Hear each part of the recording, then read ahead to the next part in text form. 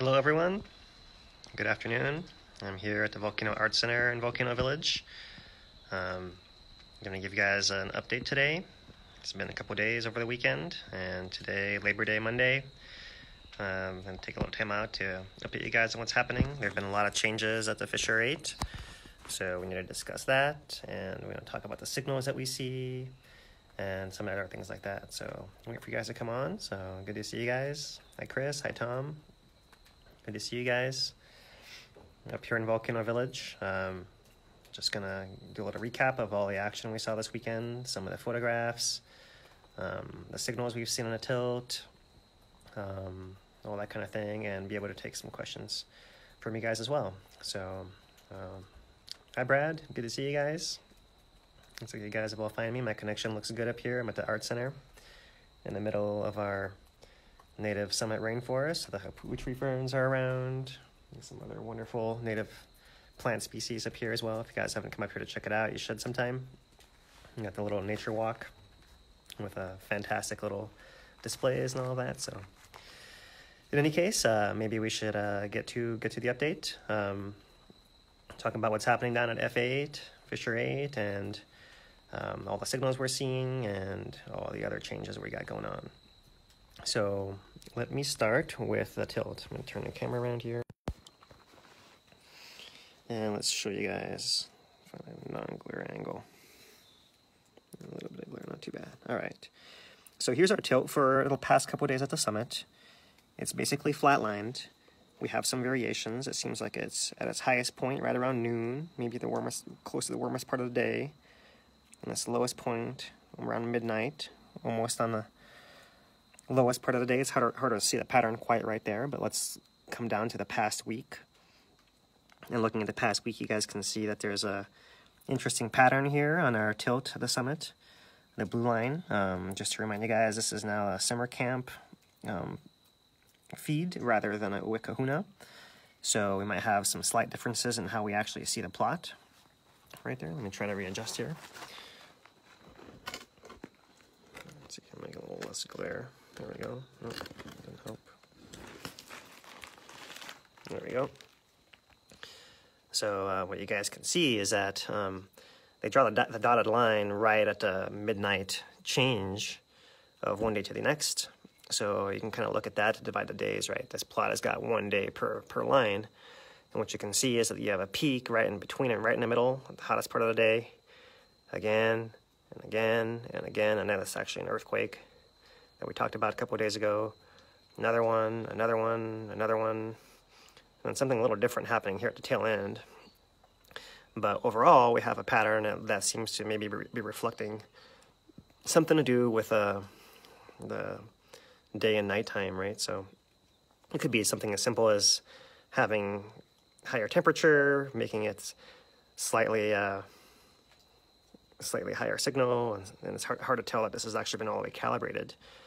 And that's not exactly the pattern to look at, but rather the overall trend, right? So you kind of see it's more or less flat up here, then it's been in decline over the past several days here at the summit. And it's still not clear to us about this Pu'o'o line. A Pu'o'o line over the last week on the same plot, the green line, is this one right here. And you can see it's been kind of flat and then rising over the last several days, kind of corresponding to this drop in the summer camp feed. So good to see you guys. Good to see you, Hector, in South America. So what we can see, first of all, from this plot is that the maximum of the green is up here at +1, and the minimum is at -1. So this whole increase in Pu'o'o is actually 2 microradians, which isn't very significant. And I kind of see that in this just plot for the last 2 days at Pu'o'o. But the reason I say this is not quite clear is if we bring up the Pu'o'o tilt for the past month plot that's been generating automatically without disruption, what we can see is that we've had an overall pattern of deflation. We had our big rainstorm here, a whole bunch of rain here, and another pulse of rain right here. In the area of Pu'o'o, we estimate it was something like, I would guess, 30 inches, somewhere between 30, more in ballpark of 30 inches. So that was quite a bit of rain. And then it kind of starts tailing off a little bit more rain, and then it's kind of been tailing off since then. We actually have had a little bit of rain today as well, so it could be that this is a little signal at the end. So basically in the last week, right here, we can see our high spike and then coming down, a deflationary trend on this month-long graph. But when we look at the actual main plot on the main web page, it is showing for the past week kind of an opposite effect. So not quite clear what's going on there, and without knowing that, then we can't really see what's going on. Deflation is what's being reported. It is, I suppose, possible that it could be some inflation at Puna, but that would have some major implications. Even still, the inflation, if there is any, is only on a scale of 2 microradians, which isn't really that much. It could still be something from the ground adjusting from the rain or something along those lines. It's hard to exactly say. So right now, I don't see any reason to believe that this increase in the tilt on this plot is actually significant, given that it's not clear that this plot isn't the one that's actually right where it's going down. And in either case, the scale isn't very big. Right on this side as well, you guys can see the scale. We're talking about the same thing, a couple microradians, so that there's basically not a whole lot of significant change that we're seeing right there. If we look over at the Volcano Puna plot, tilt meter, for the past month this is, you guys can see that there's also that pattern, that seems to correspond to the day and nighttime temperatures, right? So there's that kind of going on. And this one's actually showing two different components, right? Something like possibly a north component and east component, something like that. And so you guys can see that there's variation over there as well. One of the components is showing like it's like what might be a deflation. Another one is showing a possible slight inflation or kind of steadying.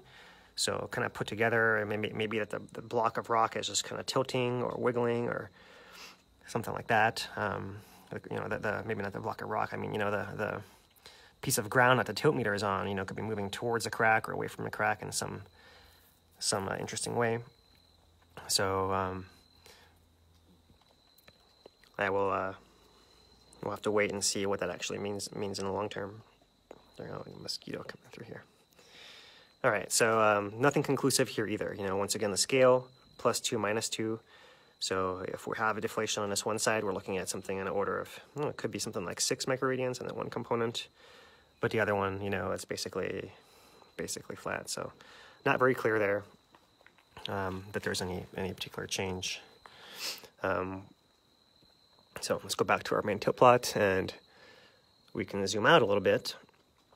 And here's our zoomed out plot, and we can see that basically now over the past month, we've kind of scrolled off the past month from our last collapse event. So now our scale is actually something more reasonable. We're at +30 to -30. It's still a much larger scale than any other plots, but it's not as big as that 150 to 200 we're seeing when the collapses were happening still, and that signal was showing in a tilt plot. So we basically have that flat signal here. You can see on this one is showing a Puna plot that's also showing that kind of increase here at the end. We're not sure if that's actually a true increase or not. If it is, it's still not very much. But if that would be something to keep our eye on. And the summer camp plot, is showing us overall a decrease. There's this big drop right here that corresponds right to kind of starts right after the midnight on the 23rd, and it kind of ends before the 26th, right? So sometime during the 25th. And it's hard to say exactly what that is, but the dates and the size of it, if you guys look, there's like a rapid decrease and then kind of a pause, and another rapid decrease and a pause. This looks suspiciously like our signal from, let's go back to our Puna tilt. It's inverted, but it looks suspiciously like this. Rapid increase, pause, rapid increase, pause. So depending on how the tilt meter is installed and how the rain affects the ground that it's on, you might have the effect actually go the opposite way. And it may well be that this signal that we're seeing on the summer camp summit tilt is actually a rain signal right here still too. It's pretty large, of course, that kind of 20 microradian, that's surprisingly large. So it's not quite clear that that's exactly what it is, but that's the first suspicion, given that the dates work out, the timing works out exactly right. If you guys see 23rd, it starts going down just a little bit before midnight, and then it really starts dropping afterwards. We can compare that, for example, to the Puna. We can see, slightly earlier over there, looks like, but the storm maybe came from that direction, from the east, right? So, or the rain came, so right before midnight, the increase, flattening, increase in flattening. So we'll see. We'll see if that we'll see if that's actually what's going on up there. But what it is not, the summit, is it is not magma coming into the system, which is what we're looking for signs of right now. If anything, it's some deflation signal, but I'm not convinced of that given the coincidence of timing with the rain. So looking at our GPS a little farther down here, we still have a pretty wiggly signal. There's a lot of, it's hard to call it noise exactly because it's probably likely that the instrument is moving up and down. The instrument, these instruments are either on a caldera rim or on a caldera floor on some of the areas that have not collapsed, obviously. So like this one down here, the Kīlauea one I believe is down on a caldera floor, kind of closer to the volcano house side of the caldera. This one, Byron's Ledge, is up just off the caldera floor, a little further south. But so it could be that whole area is all within those outer caldera faults and could be wiggling still as the whole summit's still kind of adjusting. And it could well be that we're seeing that there's gas coming out of there. It's hard to say that. I haven't seen any evidence reported by USGS of any gas spikes at all, but I do suspect that something is going on there that's kind of hard to explain. Show you guys some more evidence of that here shortly as well. But let's kind of keep going on this particular page and look and see if there's no long-term, no big plot. We've essentially hit our, at this scale, also a flat line bottom of the GPS, and everything else is basically looking the same. Looking at Pu'o'o, for example, Pu'o'o is still continuing its steady decline that occurred after the kind of inflation. Remember, the whole crater floor was rising. One side of the crater cracked before the eruption actually took off, and then the whole thing drained out. So no change here at the back end, which is something as well. We would expect if we did see magma coming into the rift zone at some point, this, would at least level out, and at some point possibly increase as well. We're not seeing anything like that as well. So right now, there are no signs of more magma coming into Fischer 8, but that doesn't mean that we are not a little worried, because of course we've all seen the photographs of the lava that's come up in there within the last few days. And if you haven't, let's show those to you guys right now. Let me get this loaded up. Show you guys some of the most recent photographs we got here. So let me go back to, here we go. All right. So this is August 21st. It's a while ago, but just wanted to show you guys a little bit of the shape of this, right? So, all right, so we're looking at right here, this is a spillway. The cone actually goes around all, I'm gonna pull back. The cone goes around all right there like that. That's all the cone. And in the middle, kind of a low angle, looking to the north. And in the middle of the cone, there's this deepest pit that kind of has two parts, right? Not exactly another figure 8, but kind of like that, two different lobes. One farther west and one farther east. And so at that point, that was kind of the two centers of collapse. That seems like the magma was withdrawing from there, kind of going down. But what happened was, that's the most recent one. By September 1st, the lava came back up those holes. It kind of was spattering those holes before, but came up and started filling in that crater a little farther down. You can kind of see here at this northeast edge, it's still against the wall of the crater right there. Right, if I zoom into here, you guys can see that there's a spot right in here. These images are from the USGS website, from their multimedia page. They've just been labeled here by Hawaii Tracker. So for a little east of viewing, September 1st, September 2nd now. You guys can see a little bit more zoomed in that on this northeast side, that little crater wall you could see has now been topped, so the lava filled in that whole pad down in there and actually spilled a little bit out into the spillway, didn't get very far, right into there. But even in this photograph, you can see there's a couple active lava flows. One right there, kind of feeding out, right? It looks like it's kind of a sluggish thing, but sluggish may mean gas poor. It's possible, it's hard to say exactly. There's another little lobe of it right there. This big sheet right here doesn't look like a gas pour thing. That actually looks like it's got like a kind of a gassy, regular pahoehoe sheet flow, fairly fluid. So it may be that they're kind of pulses of a little bit more gassy and a little bit less gassy. It's hard to really say. But this kind of rubbly black stuff, that looks kind of like the less gassy stuff that you typically see. again, the lava flows down in Kīlauea, and in the days of Kīlauea flows, when it form tumuli and leak out from the pressure once it's a little bit more degassed. So that's the September 2nd view, and there's another image I wanted to show you guys right here. These are also USGS images, as you guys can see now. In this case, there's a little bit more fluid lava coming out. You see it's filling this whole sheet right here, right? And there it is. And looking into the spillway, you guys can see it's kind of starting to lap a couple little lobes kind of right there and there and there. Now, the amount of lava coming out is very small compared to what was before. It's clearly a big amount to kind of fill a hole, but, you know, relatively speaking, it's not coming out nearly as much as before. The amount of lava that's underground in that area is so large that this could still be a result of the gases that are bubbling out from the dike that's being fed from the rift zone below fissure 8. And you guys can imagine that inside of that magma blade underneath here, the magma that's in there is basically getting more and more gas poor, so it's getting denser, and that makes any kind of little bubbles that are still down in there a little bit more difficult for them to kind of rise and get out, pushing against that more viscous gas pour, and possibly slightly cooler, although that's arguable on this time scale, how much cooler it really would be, that kind of scale. So yeah, you guys can imagine that the more that the gas comes out of that limited source, right? I'm kind of proposing that this blade has been pinched closed from its source down in the rift zone, because if it wasn't pinched off, then I should see fresh magma coming up with all the SO2 gas. So, you know, and of course, you know, when I talk about gas, I'm talking about not the 200 tons a day that's been coming out, but compared to when eruption was actually in full swing, we're looking at ranges of something like 25,000 tons a day of SO2, right? So even if we're, you know, there isn't a lot of SO2 coming out in 200 tons a day, and a lot more H2S as well, which is smellier, and we detect it better, and, you know, that kind of has been pushed around by our different winds.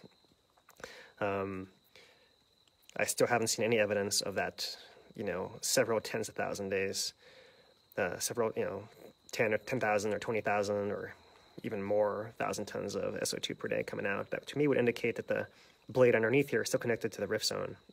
So if it's not connected, then we, you know, it could be that these bubbles are kind of coalescing, like one little bubble is going to meet another little bubble, then they kind of get together, make a slightly bigger one that can kind of get a little bit less dense and be able to rise a little more, and meet another one that's slightly bigger and rise a little more, and eventually you get a big enough bubble that kind of can slowly push its way up through this really sticky, viscous lava, right? Think of it like a bubble of gas coming out of a honey jar or something like that, right? The bubble isn't going to be coming up, but it's going to be taking its time, just slowly moving up through that really viscous fluid. And when it gets to the top, it's going to sputter out of the vent and likely push a big pad of lava ahead of it as well. If that's what actually happened, then this should be kind of be like a one-off thing. You know, we should actually see the lava that's flowing within the crater, which could happen, you know, for a few days. More than that, I would be surprised. You know, it should kind of stop off, and maybe it might happen once or twice more, but it shouldn't be happening like indefinitely. We should kind of get less and less of these. And if the blade actually is connected to the rift zone still, and then lava will still keep circulating, we'll see more lava coming out, filling in more and more, and then that'll be, you know, we should shortly afterwards see the gases increase as well. So yeah, that's the working theory that I'm going with right now. It's not quite clear what's going on there with that fissure, but here's another image of fissure 8 this morning.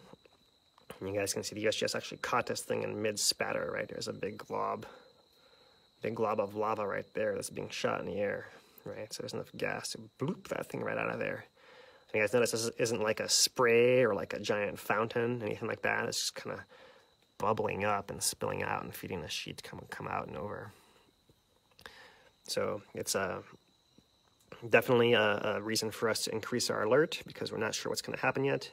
We've been waiting to see what kind of change would come about, and It seems like we're seeing the first stages of that now, and whether this lasts several days and stops, or whether it keeps going and increasing, that'll tell us a lot either way. And that's kind of one of the things we've been waiting to see, is exactly how this may actually play out. So, yeah, as far as eruption, the best scenario would be that that's just a little burp of lava, and there should be less and less of them coming out, and that would actually lead to a longer term end in eruption.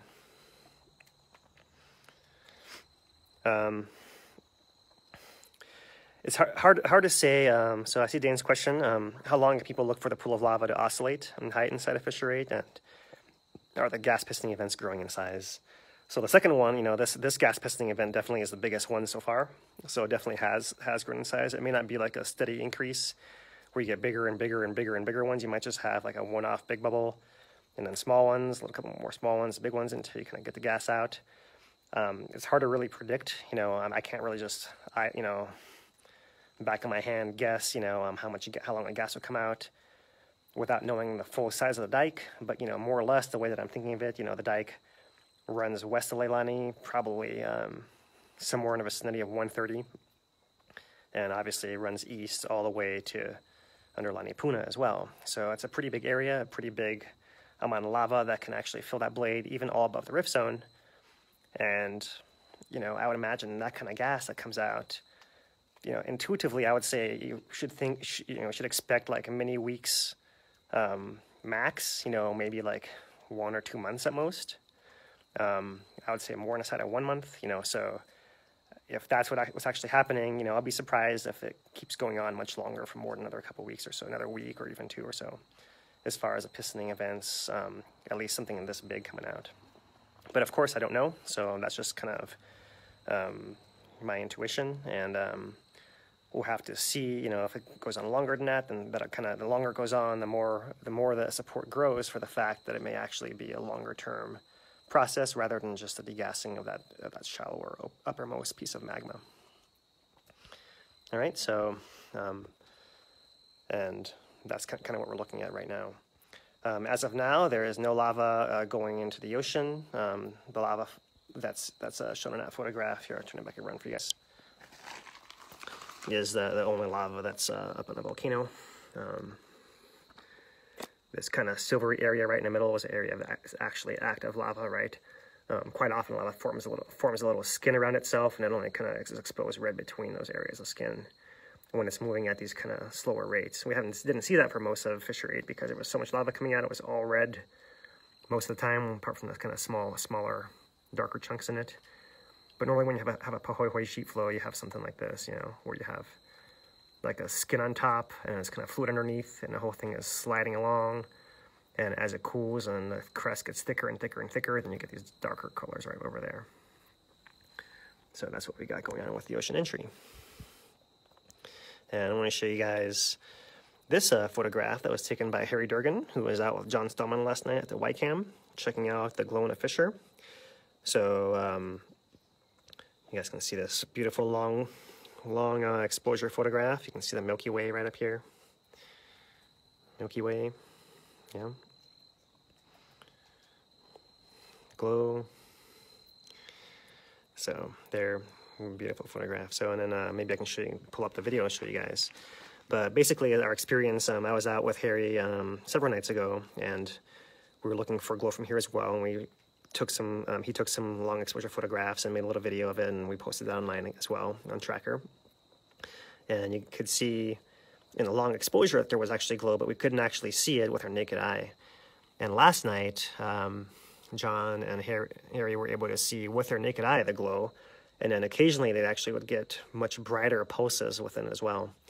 So the brighter pulses could be a couple of things. It could actually be the lava coming out of the hole in the ground, like it's some kind of pistoning, spattering event, something like that, or more likely now that we have these other photographs from today, it could be lava flows themselves forming a crust and then kind of breaking out of the crust and kind of brightening the glow and then crusting back over again. And those may well correspond to how much gas was feeding them from below.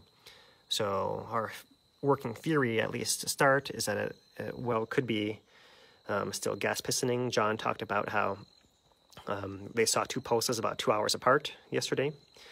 So maybe I can pull that up for you guys here while I'm talking about it.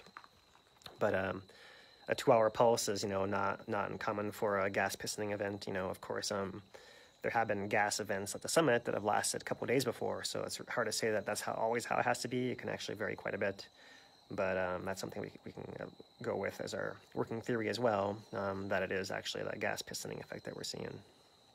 So just a minute here, let me pull up those videos at Harry's. I didn't have them saved here, so just a second.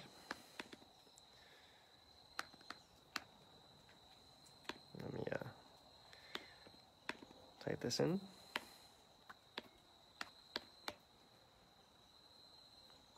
Nope, no, I better do it a different way. All right. Just a second, you guys. Got a one-man production today.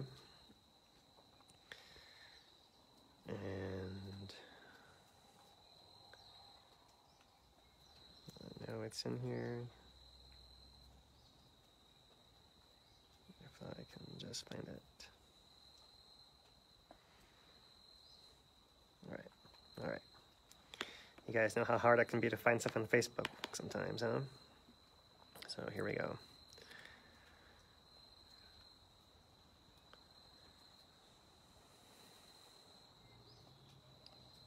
All right, here, found one. So that glow, I don't think you probably could see up a whole. I wasn't down there last night to really know, but I think it was something you could probably only see when you were actually there. So here we go. Let's turn the camera around. And a little glare now. See if we can even more glare. The light's changing on me here. All right, well, I'll have to deal with it. So, all right. Get some focus here. All right, so this was during a rainstorm, actually. So you guys can see a huge amount of steam coming off the flow.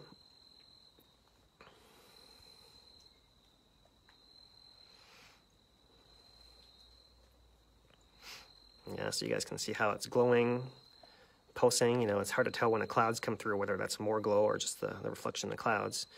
And this next video, you guys can see a little bit clearer. You can see the stars behind, and they're a little bit more random pulse of steam. But even still, you can kind of see it's kind of glowing a little bit, and the glow increase and get brighter here at the end. Nope. Let's try those again.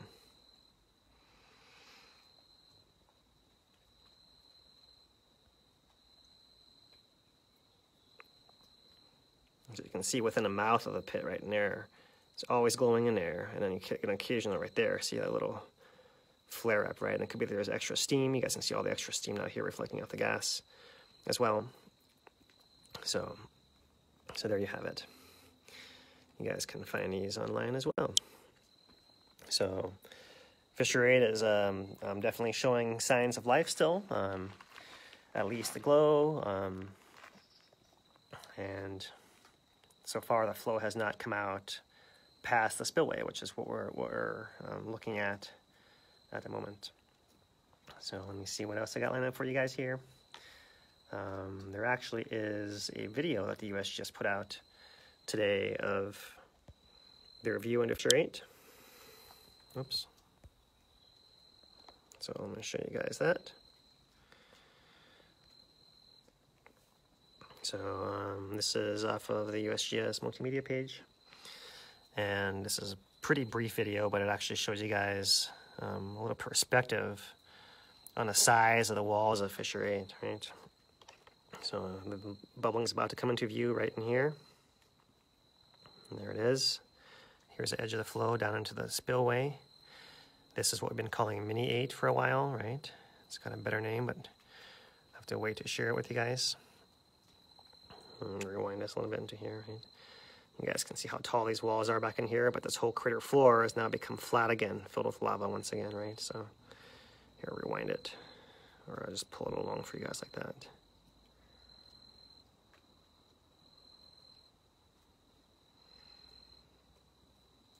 You guys can see it's actually spitting up, right?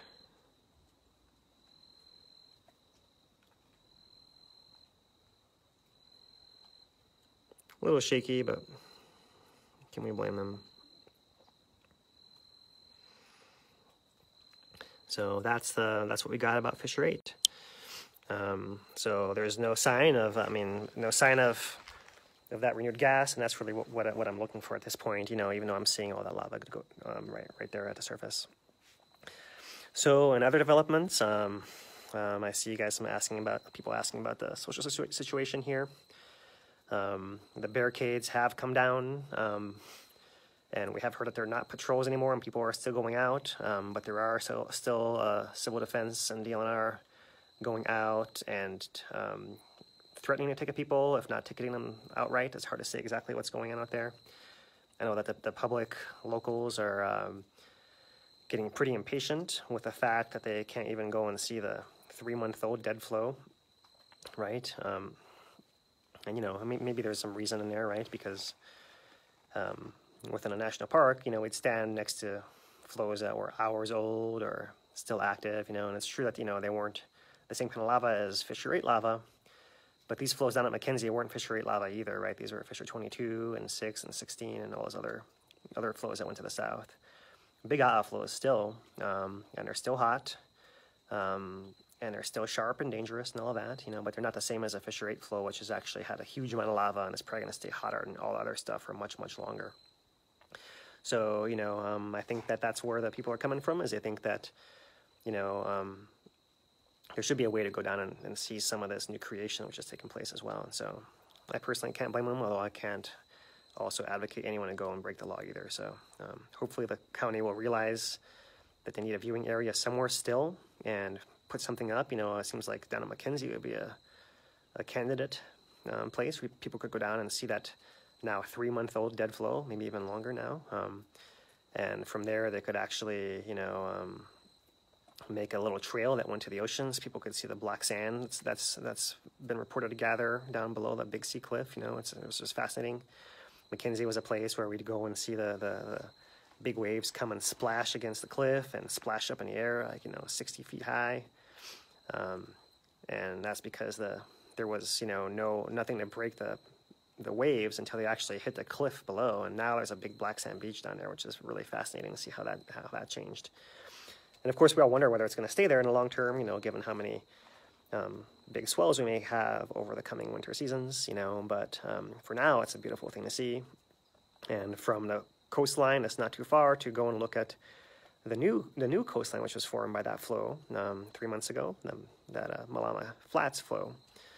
And, you know, some of the photographs coming online from people who are taking those risks themselves are showing that there's actually a beautiful sea arch there that may not last more than a few more days or weeks, you know, depending on how much surf there is down there. So that's kind of my take on it. Hopefully the county will realize, you know, that that's pretty easy fix and way, you know, solution to put in a viewing area down at McKenzie, you know, like that'd be a place where people could see the cold flow. It's, you know, it's as cool as you can expect one to be right now. You know, there's a sand, there's a viewing, you know, but I haven't heard anything about that. That's just my opinion. Hey, I see brother Kaika has joined us. Hello, hey Kaika. Hope to see you soon. And yeah, so that's, as far as we know, it's still illegal, you know. But I did also report to you guys that there's been a little bit of a change, you know, as far as who's manning the roadblocks. The roadblocks that are still in place, the ones at Leilani and at Y, are now apparently operated by, well, I haven't been to the Leilani one, you know, but the other one was operated by Giant Guard Security, you know. So often those are people from our own community who are, you know, working those jobs, you know, although they're still National Guard, is still patrolling all the areas, you know. So that's who's going to catch you if you're out there, right, as National Guard patrolling their vehicles. And so hopefully there's a way that, oh, thanks, Sarah. So today was, HPD was in Leilani, so they're still down there. I think they're probably a little more concerned right there. You know, there's still a lot of houses that are standing and worried about people looting. That's the main concern right now. So I'm not sure, where was I going? Well, yeah, so that's the situation with the roadblocks, and, you know, hopefully there's a viewing area that's still being planned and hasn't been abandoned yet. But you know, as of now, that's what we know is going on. So what else can I share with you guys? You guys got any questions? You can throw them at me. I'll take a look at my iPad here and see what else I got set up for you. We have some more pictures of fissure if you guys want. These are a little bit further back. These are from the first, so a couple days ago, from Bruce Amori with Paradise Helicopters and Extreme Exposure. So these ones are a little higher resolution, which is really nice. Let's see if I can avoid that glare for you guys there. All right, so there's a view looking down into the fissure, and there's that kind of bubbling pad. In this particular photograph, once again, you see more of the darker stuff, like it's a little bit more gas pour. There's a little flow right there. There's a little flow down here, right? Showing you guys that there's lava underneath this whole crust, right? The whole thing is lava crusted on top, but still flowing through and leaking out there and down here at the mouth of fissure, right? But in this photograph, it's still, a couple days ago, it hadn't reached the spillway. These flows will eventually reach all the way down here. But as of this photograph on the first, it still hasn't quite got that far.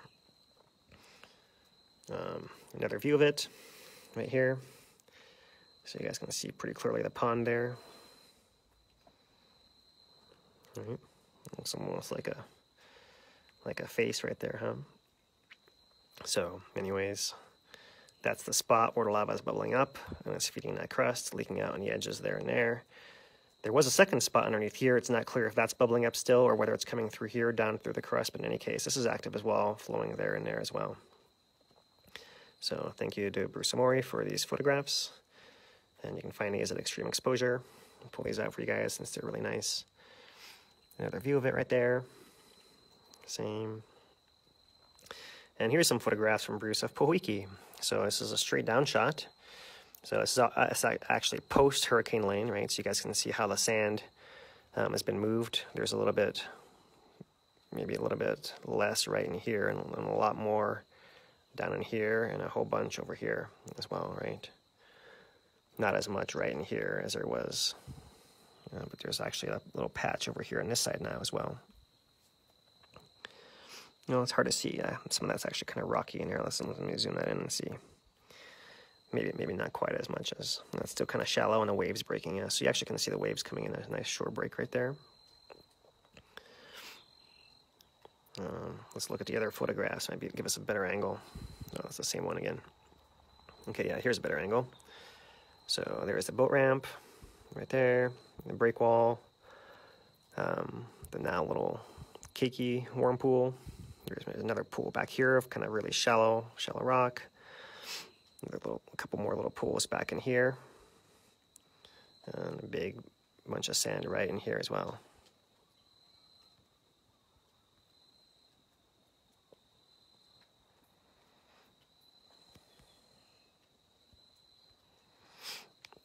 So, yeah, let's see another view of the Pohoiki Beach. Looking in, a nice breaking wave right there. There's a sandbank there as well. So some other photographs I've thrown in since Bruce put them up online as well in that same gallery. A nice kind of C-shaped kipuka, a little patch of trees that survived. Right, a little hill that was a little horseshoe-shaped. And another little kipuka, a little patch of green left in the middle of this flow with a little bit of road. You can see, kind of across the board, the reports that we're getting are that there is actually a lot of greenery coming back all around. Now that all the gases have really dropped a lot, a lot of the plants and trees are coming back. Not everything, but the things that are a little bit hardier are able to do that have been coming back. So yeah, that's a good sign as well, and I think of the plant life as kind of a good indication for whether it's somewhat safe for people. Of course, plants can deal in longer terms than people, right? A plant doesn't suffocate in a minute or whatever. But the fact that all the greenery is coming back, whereas before all the plants were dying, it's got to be a good sign, right? So let me see here if I can answer some of your questions. Is Fisher 8 becoming a new home for the lava lake? And that's kind of still to be seen, I can talk about the patterns a little bit more, maybe with John and Ikaika tomorrow, but one thing I wanted to point out is that the last big collapse event that we've had was in 1790. That kind of arguably also corresponded to a lower East Rift Zone eruption that was pretty large as well. And following that event, the magma came back up into the summit, and may well have caused that explosive eruption at the summit after the collapse event. It's not quite clear to order things at that particular point in time, but it may have actually been a fairly similar sequence. The thing is, the whole question revolves around whether the magma can come up from depth and then bypass the summit and go to fissure 8 and kind of feed it perpetually, and maybe you could do that without magma from the summit going down there, but you'd have to have at least the blade under fissure 8 open all the way down into the rift zone itself. And that's what I was starting off saying, that that's what we're really looking to try to determine, whether that connection is still there or whether it's been pinch closed. You got to understand a half mile down, that magic depth I keep talking about, below which the magma can have the gas still dissolved inside of it without forming any bubbles. There's so much pressure down there that it's hard to keep any kind of crack open, right? So if you open a crack and allow the magma to move through it, once you release the pressure, the crack's going to want to close back again just from the confining pressure. All the rocks, half mile of rocks above it on every side, kind of pushing down in on it, trying to keep it closed again. So, that's why my inclination is to believe that the thing is more likely to close, especially if we don't see the gases at the summit. Now, so right now, my answer would be, no, I don't think it is the home for the lava lake, but that could change if we see more gases coming out. All signs don't point to that thing being disconnected right now. And if it is disconnected and magma is going into the rift zone, then, it would have to build enough pressure to reopen that thing from the bottom, and that seems unlikely given the pressure it took to open it in the first place. So it's not impossible, of course. No one can see down there or measure exactly the stresses that are in place right down there, so that's just kind of another intuition thing. But that's what we're looking for, is whether there's connection to that bigger reservoir of magma, that's the whole rift zone down there, or whether it's just a magma and that little blade above it, between the surface and half mile down, that's actually still bubbling out, right? Of all the fissures that I've seen, I'm not going to say I've seen every fissure ever, but I've seen a handful here in Kīlauea, looking at previous eruptions, and you rarely see a crack that's deeper than something like 200 feet or so. So most of the time, and these can be even eruptive fissures, right? So most of the time, the lava drains back in, but it doesn't really drain all the way away, right? It might drain down as much as like 200 feet possibly, and that might be the space that you have, of gas, might be that extra 200 feet above it. So that's kind of the way I see it for now, until I see a reason to think of it differently, is that it's basically just, degassing the lava in a blade that's between a rift zone, pinched off at the bottom, and connected to the fissure 8 at the surface.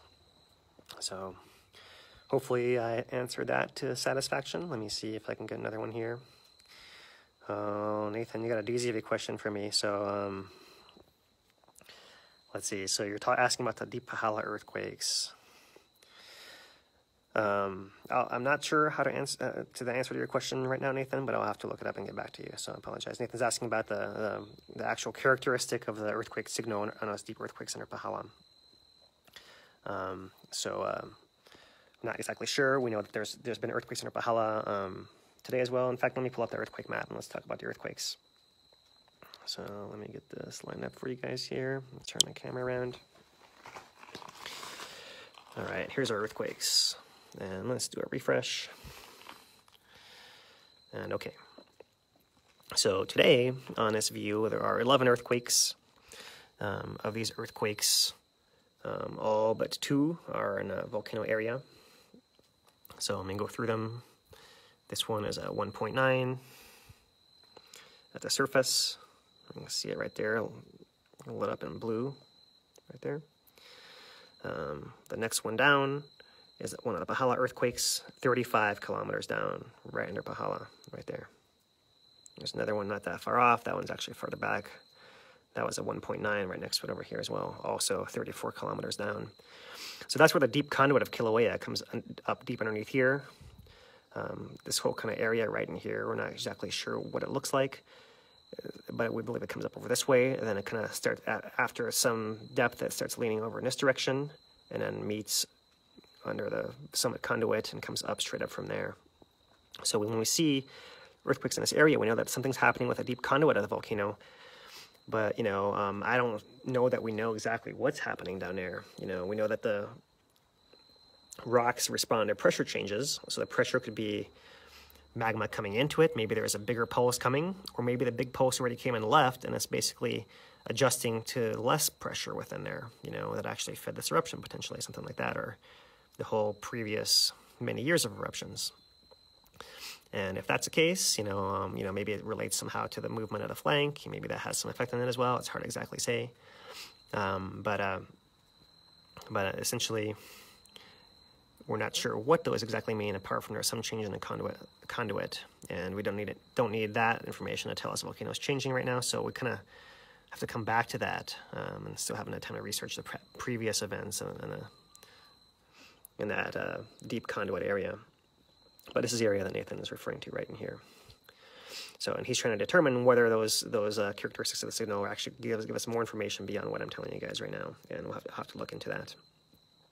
Otherwise, most of our earthquakes are all up here in the caldera region, and all pretty shallow, and they're all, that one's a 1.9, that one's a 1.8, that one's a 1.9, that one's a 1.8, that one's a 1.9, that one's a 1.8, 1.8, 1.9, so pretty consistent in there, and they're all within a fairly shallow range, half a kilometer, 0.8, 1, 0.6, 7, 0.7, deepest one at 2.1, and 0.5. So these are all essentially all that kind of upper part of the volcano is still adjusting to what's happening with the collapse in there and the settling in there. Oh, there's one more, another 1.8 I missed down here, 1.8.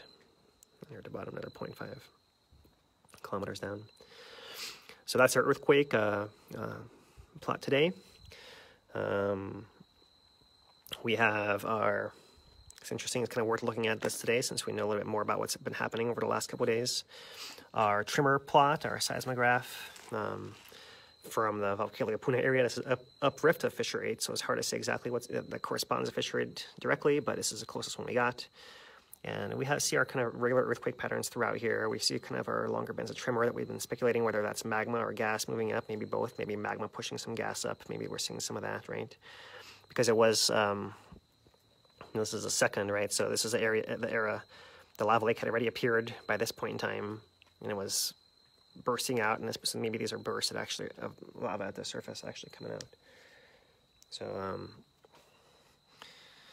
you can kind of see a little bit more tremor up here, a little bit darker blue background, and a little bit lighter blue background, you know, but, you know, then again, last night between, so this is last night over here. Last night between 8 and 10 is when Harry and John were seeing this extra glow from the lava lake. So maybe that was one of those bursts, but it's hard to say. We don't really see anything too special happening in here compared to up here.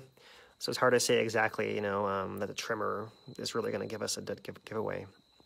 Looking earlier this morning, you see more of a pattern right here. So this may actually be, you know, a little spilling out of lava there within a fissure 8 area as well. So we'll see, you know, if we go by this particular plot, this looks like it's a little bit more steady here than it was before. So that's something to look for as well. You know, maybe we need to clear out what's above it before fresh magma can come out, but we still don't see any signs of that yet. Our Kahuna station is still offline, as you guys can see, but actually we have several other ones. Let me show you guys which one. I'll show you guys this one. This one's probably a station that's not far from that Kahuna broadband. You guys can see at the summit, we have earthquake patterns as well, a bunch of tremor there as well. We know that there's not lava coming out there, but, you know, this is what makes me suspect the lava is either moving down there or we have gas. In this particular plot, you can see that the tremor bands seem to be more continuous. You gotta remember that the area is all cracked up. So let me switch now to the Byron's ledge feed and show you guys. Right, so I'm gonna flip back and forth a couple times. You guys can see that, like, this big earthquake here and that big earthquake and all these earthquakes, they kind of stay the same. And flip back and forth, right? Just kind of the background changes, right? So it's the same time, right? The same markers. And when I see different amount of tremor in different places like that, it leads me to believe that something's happening with those cracks near those particular stations, right? So maybe the gas is moving from one place to the other. closer to one crack, closer to another crack. See, and this signal looks much more discontinuous. It's more like bursts of different pulses of gas coming out. And we actually have another one over here, right? So you guys can watch those big earthquakes again. So I'm now switching between Byron's Ledge and the rim station. And you guys can see a pretty different pattern there as well, right? So if we saw the same signal across all of them, like, let me see if I can find one for you guys. All right, so like, for example, this is a regular earthquake signal. This is more of that kind of long period burst, something like that, right? So if you look at that one, focusing right on that, let's switch from the rim to Byron's Ledge, OBL. That one exists in all of them, so that's a true signal right there. That's probably something that's common underground. All the stations are picking it up, right? Unlike some of this tremor over here, which might actually be from gases and more localized in some of those cracks. So yeah, that's what I can show you guys for the earthquakes and tremor today. And I see one more question that before I go and kind of recap, try to catch up once again. Let me see if I can find the answer to that one question. The USGS report today does describe, does describe that the lava pad inside of Fischer 8 is about 210 feet by 45 feet across. That's about how large that little lava pond actually is. It's hard to tell from the air, so I'm glad someone asked because it's hard to really get the scale from there. So let me see. Let me scroll down and see you guys. I'm glad that Facebook did their update so we can now film in horizontal, but I can only see one comment at a time. So give me a second here to scroll through.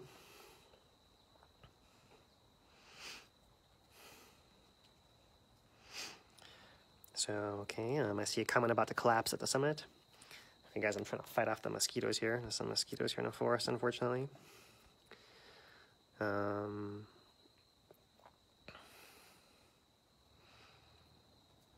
Let's see, yeah, more earthquake talk. So the sign I'm looking for the eruption to reactivate would be inflation, a tilt signal at the summit. Maybe some gas releases, something like that. You know, I'm not really sure what we're going to see. You know, the truth is that the last time we had a major collapse, even in 1 in 24, which is, I would call it a minor collapse, there were no tilt meters then. In 1790, there definitely weren't any. You know, we can barely even figure out the order of the eruptions happened between the rift zone and the summit from the historical counts. So it's really hazy the farther back in time you go. So the real answer is we don't really know what to expect as far as a signal going, you know, what we'd see right here, right now. But what I speculate, I think it's buzzing right by my head. What I speculate is that the magma should be coming up from the deep conduit, and it's hard for it to make a right-hand turn into the rift zone when its momentum is taking it straight up. So for it to go straight up and not come out of the ground, there has to be some kind of lid, something to kind of pressurize and keep it in up there, right? And we did have a second magma chamber above that with a whole bunch of rock forming a caldera floor before that. Now that that whole thing has collapsed, there is less pressure holding the magma from coming up. In fact, if it tries to come up, it may well just push right through all that rubble. And I think if it does that, we'll start to see the kind of the walls, the kind of cracks start to show pressure and show tilt increase, or at least, you know, more tremor or more of these GPS offsets, this kind of thing, as magma comes back into the system. I personally believe that you have to kind of have something, some kind of lid that's, or at least, you know, some big amount of magma that is acting as a pressure, you know, like as a weight, you know, adding more pressure to allow the magma below that in the lower chamber to move over to the rift zone to the east. And so to me, the fact there's so much rubble at the top means that more likely lava is going to come up into the summit long term. And that's something we can discuss and draw out tomorrow when I get back with John and with the whiteboard. But that's my take on it. And if that's the case, then once again, we're basically waiting for the timing of it, because we know we have a lot of water in the ground. The longer it takes for that to happen, the more likely there'll be an explosive event at the summit when it does come back through there. In 1790, it was only 3 days of explosions. There were still massive explosions. They threw big rocks out of the crater. So that would be something to be aware of for sure. But there's no sign of that happening yet, and I think we basically have to wait for that tilt signal, and beyond that, the gas signal as well, right? Usually, fresh magma from depth puts out a distinctive gas signature that's higher in CO2 than SO2, and when we see that kind of thing spiking, then we have reason to believe that there's fresh magma coming in, and anything that I've seen does not indicate that yet as well. So that's my take on that. And to recap, I'm not sure exactly, we're still not sure where there's a connection from that rift zone to the blade that's underneath fissure 8, right? Fissure 8 and the blade are definitely connected, that's true. The question is further down between the blade and the rift zone itself, and I don't believe it actually is, but we have to wait and see. And the reason I don't believe that is because of the lack of gases coming out of the summit. So, all right.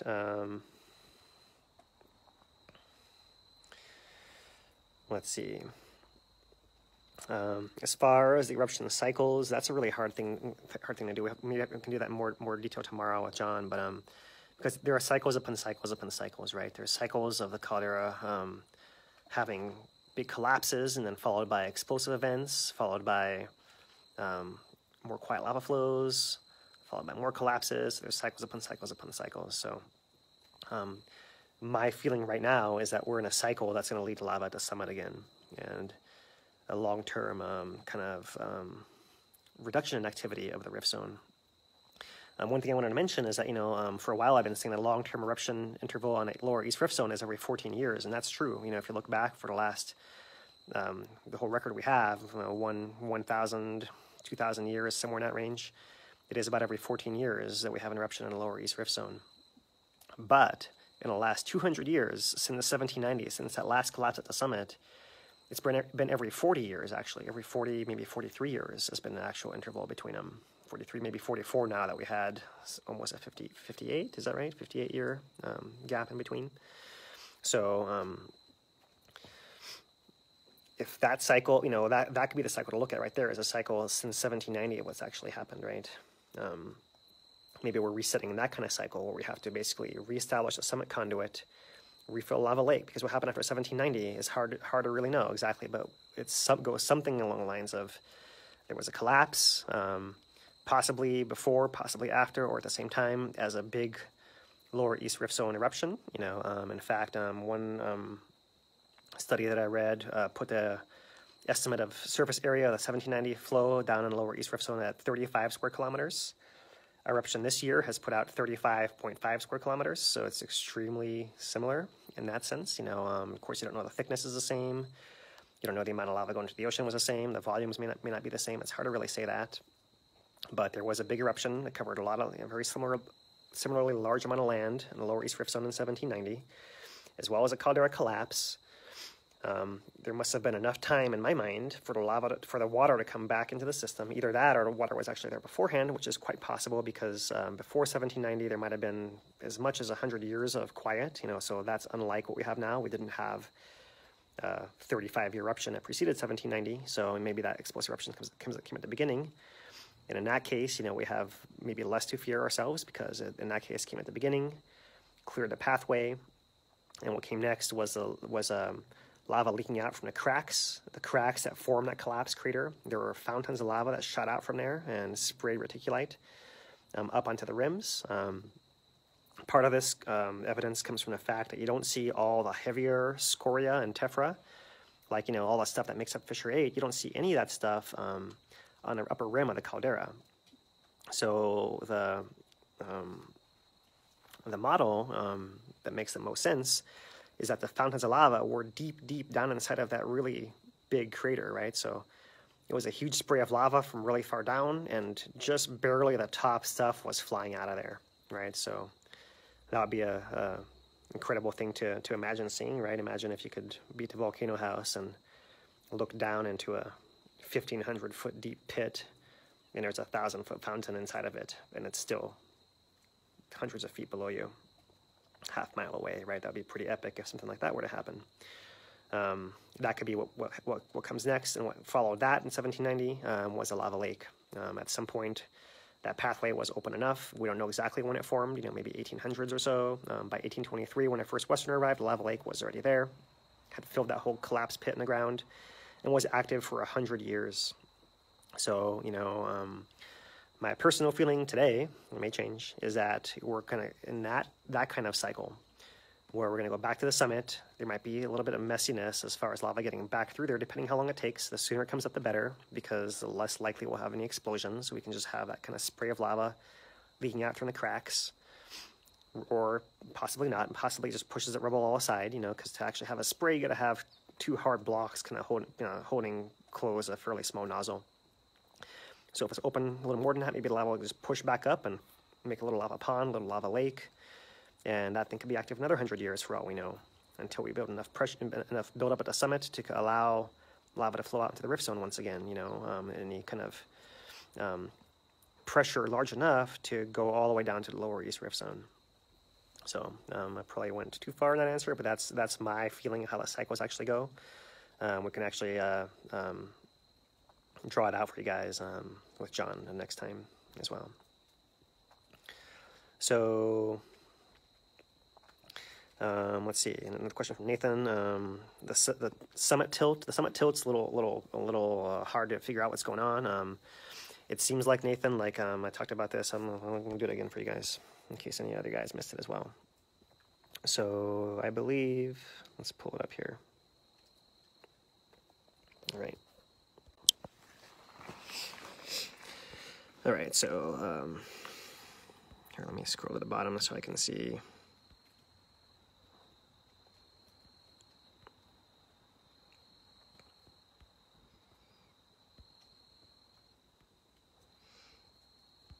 All right, you guys, let me just scroll here through the comments. A little harder to read when it's in horizontal, but it's all good. Okay, I think I caught up. Okay, just make sure you guys aren't talking to me while I'm saying the same thing. Okay, so I believe this is what Nathan's talking about, is this big drop right here at the summer camp plot, which if you look at up here, it's an order of 5 microradians, more or less, and then drops down to an order of minus 20 or so, something like that. So a 25 microradian drop or so. That's hard to say, yeah. So if you look at this plot right here, there's like a big drop. So it kind of starts going down most sharply. Let me zoom in. Right, it starts going down most sharply right after midnight. This is the 23rd, I believe. Yeah, the 23rd. Right? And it kind of really accelerates its movement, then it stops. Then accelerates and stops, and accelerates and stops. So kind of one big jog, a little one, and another one over here. So in this case, it's a dropping pattern. But if we look at the pool month tilt, which is here, you see not too different a thing. You actually see it's opposite, it's flipped, it's mirrored, right? But you actually see this rising in a big pulse, then kind of flatlining, and then rising again, and then flatlining again.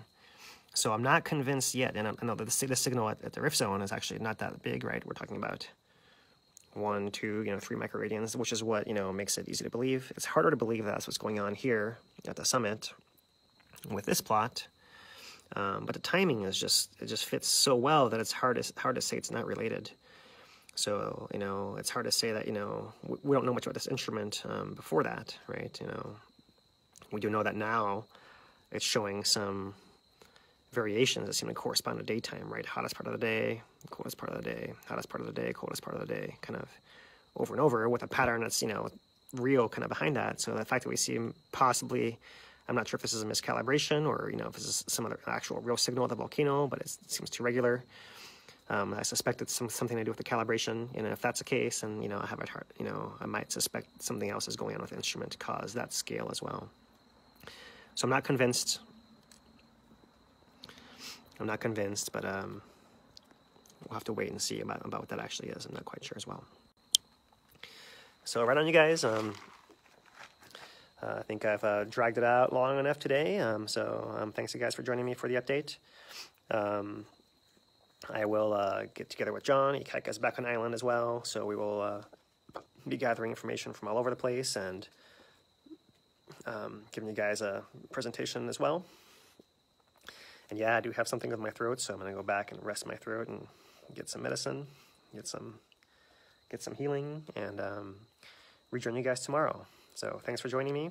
We'll keep our hopes up that the activity at Fissure 8 is just a temporary resurgence from the gas and not actually being fed by more magma from deep below. And we'll just have to wait and see whether that's actually the case or not. So we don't really know. I basically gave a short version of what I told you guys for Hawaii News Now, so that might be on TV tonight possibly. You guys can hear me say the same thing in probably less than 30 seconds. We'll see.